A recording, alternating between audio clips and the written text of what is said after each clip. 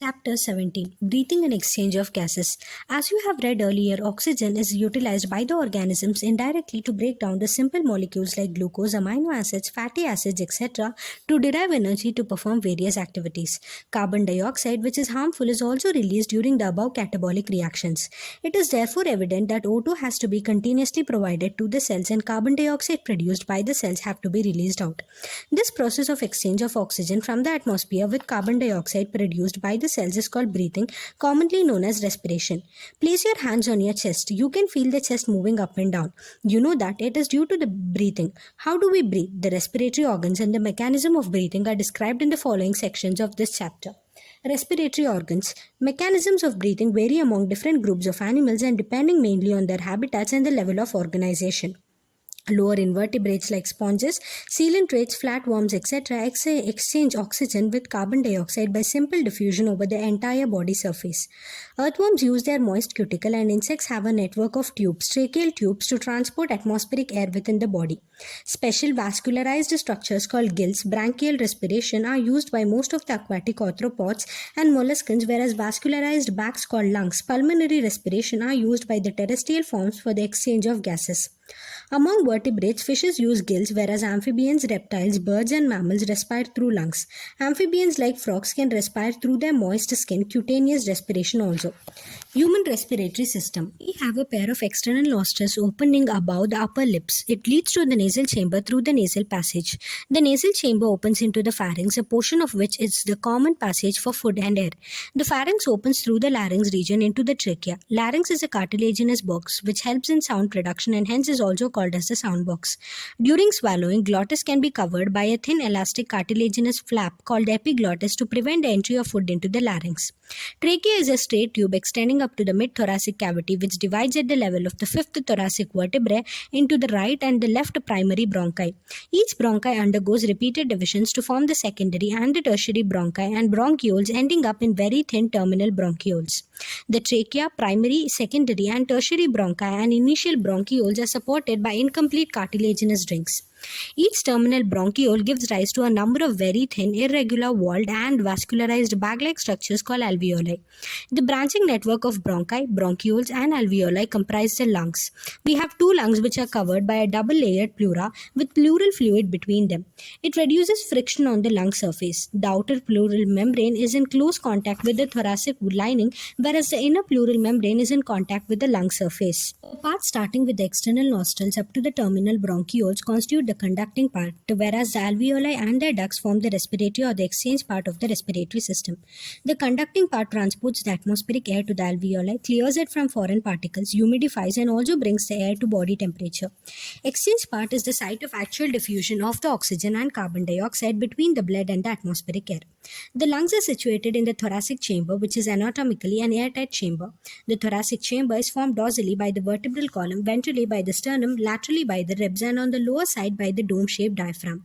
The anatomical setup of the lungs in the thorax is such that any change in the volume of the thoracic cavity will be reflected in the lung, pulmonary cavity. Such an arrangement is essential for the breathing as we cannot directly alter the pulmonary volume.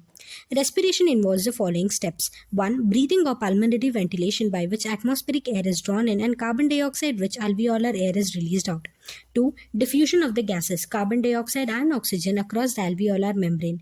3. Transport of the gases by the blood. 4. Diffusion of the oxygen and carbon dioxide between blood and the tissues. 5th. Utilization of the oxygen by the cells for catabolic reactions and resultant release of carbon dioxide. Cellular respiration as dealt in chapter 14. Mechanism of breathing. Breathing involves two stages: inspiration, during which atmospheric air is drawn in, and expiration, by which the alveolar air is released out. The movement of the air into and out of the lungs is carried out by creating a pressure gradient between the lungs and the atmosphere. Inspiration can occur if the pressure within the lungs, intrapulmonary pressure, is less than the atmospheric pressure. That is, there is a negative pressure in the lungs with respect to the atmospheric pressure.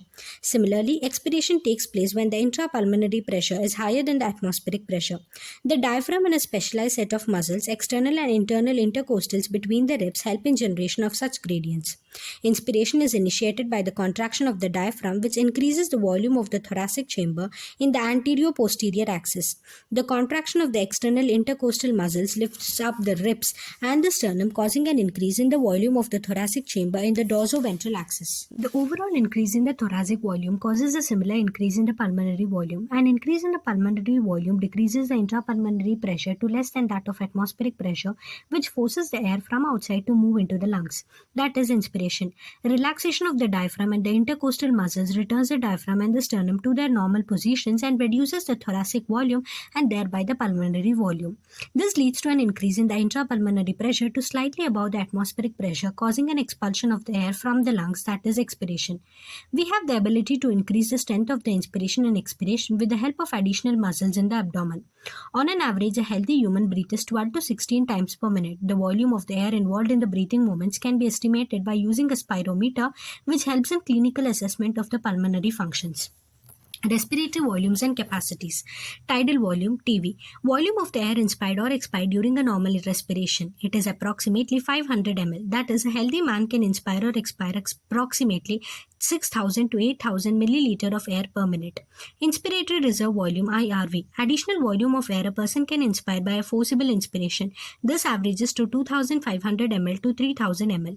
Expiratory reserve volume. Additional volume of air a person can expire by a forcible expiration. This averages to 1000 ml to 1100 ml. Residual volume RV. Volume of the air remaining in the lungs even after a forcible expiration. This averages to 1100 ml to 1200 ml. By adding up a few respiratory volumes described above, one can derive various pulmonary capacities which can be used in the clinical diagnosis. Inspiratory capacity IC. Total volume of air a person can inspire after a normal expiration. This includes the tidal volume and the inspiratory reserve volume TV plus IRV. Expiratory capacity EC. Total volume of air a person can expire after a normal inspiration. This includes tidal volume and expiratory reserve volume TV plus ERV. Functional residual capacity FRC. Volume of air that will remain in the lungs after a normal expiration. This includes the expiratory reserve volume plus the residual volume. Vital capacity VC. The maximum volume of air a person can breathe in after a forced expiration. This includes the expiratory reserve volume, tidal volume and the inspiratory reserve volume, or the maximum volume of air a person can breathe out after a forced inspiration. Total lung capacity TLC. Total volume of air accommodated in the lungs at the end of a forced inspiration. This includes the residual volume, expiratory reserve volume, tidal volume and the inspiratory reserve volume, or the vital capacity plus residual volume. Exchange of gases. Alveoli are the primary sites of exchange of gases. Exchange of gases also occurs between the blood and the tissues. Oxygen and carbon dioxide are exchanged in these sites by simple diffusion, mainly based on pressure or concentration gradient. Solubility of the gases as well as thickness of the membranes involved in diffusion are also some important factors that can affect the rate of diffusion. Pressure contributed by an individual gas in a mixture of gases is called the partial pressure and is represented as PO2 for oxygen and PCO2 for carbon dioxide. Partial pressure of these gases in the atmospheric air and the two sides of the diffusions are given in table 17.1 and in figure 17.3. The data given in the table clearly indicates the concentration gradients for oxygen from the alveoli to the blood and blood to the tissues. Similarly, a gradient is present for carbon dioxide in the opposite direction, that is from the tissues to the blood and blood to the alveoli. As the solubility of carbon dioxide is 20 to 25 times higher than that of oxygen, the amount of carbon dioxide that can diffuse through the diffusion membrane per unit difference in partial pressure is much higher compared to that of oxygen. The diffusion membrane is made up of three major layers, namely the thin squamous epithelium of the alveoli, the endothelium of the alveolar capillaries, and the basement substance in between them. However, its total thickness is much less than a millimeter. Therefore, all the factors in our body are favorable for the diffusion of the oxygen from the alveoli to the tissues and that of the carbon dioxide from the tissues to the alveoli. Transport of gases. Blood is a medium of transport for oxygen and carbon dioxide. About 97% of the oxygen is transported by the RBCs in the blood. The remaining 3% of oxygen is carried in a dissolved state through the plasma. Nearly 20 to 25% of carbon dioxide is transported by the RBCs, whereas 70% of it is carried as bicarbonate. About 7% of the carbon dioxide is carried in a dissolved state through the plasma. Transport of oxygen. Hemoglobin is a red-colored iron-containing pigment present in the RBCs. Oxygen can bind with hemoglobin in a reversible manner to form oxyhemoglobin. Each hemoglobin molecule can carry a maximum of 4 molecules of O2. Binding of the oxygen with the hemoglobin is primarily related to the partial pressure of oxygen. Partial pressure of carbon dioxide, hydrogen concentration, and temperature are the other factors which interfere with this binding. A sigmoid curve is obtained when the percentage saturation of the hemoglobin with oxygen is plotted against the partial pressure of oxygen. This curve is called the oxygen dissociation curve and is highly useful in studying the effect of factors like partial pressure of carbon dioxide, H plus concentration, etc., on the binding of O2 with hemoglobin. In the alveoli, where there is high partial pressure of oxygen, low partial pressure of carbon dioxide, lesser H plus concentration, and lower temperature, the factors are all favorable for the formation of oxyhemoglobin. Whereas in the tissues where low partial pressure of oxygen, high partial pressure of carbon dioxide, high H plus concentration, and higher temperature exist, the conditions are favorable for the dissociation of the oxygen from the hemoglobin. This clearly indicates that oxygen gets bound to the hemoglobin in the lung surface and gets dissociated at the tissues. Every 100 ml of oxygenated blood can deliver around 5 ml of O2 to the tissues under normal physiological conditions. Transport of carbon dioxide. Carbon dioxide is carried by the hemoglobin as the carbamino hemoglobin about 20 to 25%. This binding is related to the partial pressure of carbon dioxide. Partial pressure of O2 is a major factor which would affect this binding. When partial pressure of carbon dioxide is high and partial pressure of O2 is low, as in tissues, more binding of the carbon dioxide occurs, whereas when the partial pressure of carbon dioxide is low and partial pressure of O2 is high, as in the alveoli, dissociation of the carbon dioxide from the carbamino hemoglobin takes place. That is, CO2, which is bound to hemoglobin from the tissues, is delivered at the alveoli. RBCs contain a very high concentration of the enzyme carbonic anhydrase, and minute quantities of the same is present in the plasma too. This enzyme facilitates the following reaction in both the directions. CO2 plus H2O in the presence of carbonic anhydrase gives H2CO3, and H2CO3 in the presence of carbonic anhydrase gives HCO3 minus ion and H plus ion. This is a reversible reaction. At the tissue site where the partial pressure of carbon dioxide is high due to catabolism, carbon dioxide diffuses into the blood, RBCs and plasma and forms HCO3 minus and H plus. At the alveolar site where the partial pressure of carbon dioxide is low, the reaction proceeds in the opposite direction, leading to the formation of carbon dioxide and H2O. Thus, CO2 trapped as bicarbonate at the tissue level and transported to the alveoli is released out as carbon dioxide. Every 100 ml of deoxygenated blood delivers approximately 4 ml of carbon dioxide to the alveoli. Regulation of respiration. Human beings have a significant ability to maintain and moderate the respiratory rhythm to suit the demands of the body tissues. This is done by the neural system. A specialized center present in the medulla region of the brain called the respiratory rhythm center is primarily responsible for this regulation. Another center present in the pons region of the brain called the pneumotaxic center can moderate the functions of the respiratory rhythm center. Neural signal from this center can reduce the duration of inspiration and thereby alter the respiratory rate.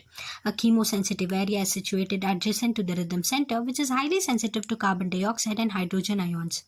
Increase in these substances can activate this center, which in turn can signal the rhythm center to make necessary adjustments in the respiratory process by which these substances can be eliminated. Receptors associated with the aortic arch and carotid artery also can recognize changes in the carbon dioxide and H plus concentration and send necessary signals to the rhythm center for remedial actions. The role of oxygen in the regulation of the respiratory rhythm is quite insignificant. Disorders of the respiratory system. Asthma is a difficulty in breathing causing wheezing due to inflammation of the bronchi and the bronchioles.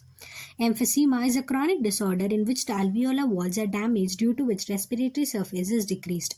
One of the major causes of this is cigarette smoking. Occupational respiratory disorders. In certain industries, especially those involving grinding or the stone broking, so much dust is produced that the defense mechanism of the body cannot fully cope up with the situation. Long exposure can give rise to inflammation leading to fibrosis, proliferation of the fibrous tissue, and thus causing serious lung damage. Workers in such industries should wear protective masks. Summary. Cells utilize oxygen for the metabolism and produce energy along with substances like carbon dioxide, which is harmful. Animals have evolved different mechanisms for the transport of the oxygen to the cells and for the removal of the carbon dioxide from there. We have a well-developed respiratory system comprising two lungs and associated air passages to perform this function. The first step in respiration is breathing, by which atmospheric air is taken in, inspiration, and the alveolar air is released out, expiration. Exchange of the oxygen and carbon dioxide between the deoxygenated blood and the alveoli, transport of these gases throughout the body by the blood, exchange of oxygen and carbon dioxide between the oxygenated blood and the tissues, and utilization of oxygen by the cells, cellular respiration are the other steps involved. Respiration and expiration are carried out by creating pressure gradients between the atmosphere and the alveoli with the help of specialized muscles, intercostals, and diaphragms. Volumes of the air involved in these activities can be estimated with the help of spirometer and are of clinical significance. Exchange of the oxygen and carbon dioxide at the alveoli and tissues occur by diffusion. Rate of diffusion is dependent on the partial pressure gradient of oxygen, partial pressure of O2, and CO2, partial pressure of CO2, their solubility, as well as thickness of the diffusion surface. These factors in our body facilitate diffusion of oxygen from the alveoli to the deoxygenated blood, as well as from the oxygenated blood to the tissues. The factors are favorable for the diffusion of the carbon dioxide in the opposite direction, that is from the tissues to the alveoli. Oxygen is transported mainly as oxyhemoglobin. In the alveoli, where partial pressure of O2 is higher, O2 gets bound to the hemoglobin, which is easily dissociated at the tissues where partial pressure of O2 is low and CO2 and H plus concentration are high. Nearly 70% of the carbon dioxide is transported as bicarbonate HCO3- ion with the help of the enzyme carbonic anhydrase. 20 to 25% of the carbon dioxide is carried by hemoglobin as carbaminohemoglobin. In the tissues where the partial pressure of carbon dioxide is high, it gets bound to the blood, whereas in the alveoli, where partial pressure of carbon dioxide is low and partial pressure of O2 is high, it gets removed from the blood. Respiratory rhythm is maintained by the respiratory center in the medulla region of the brain, a pneumotaxic center in the pons region of the brain, and a chemosensitive area in the medulla can alter the respiratory mechanism. Thank you.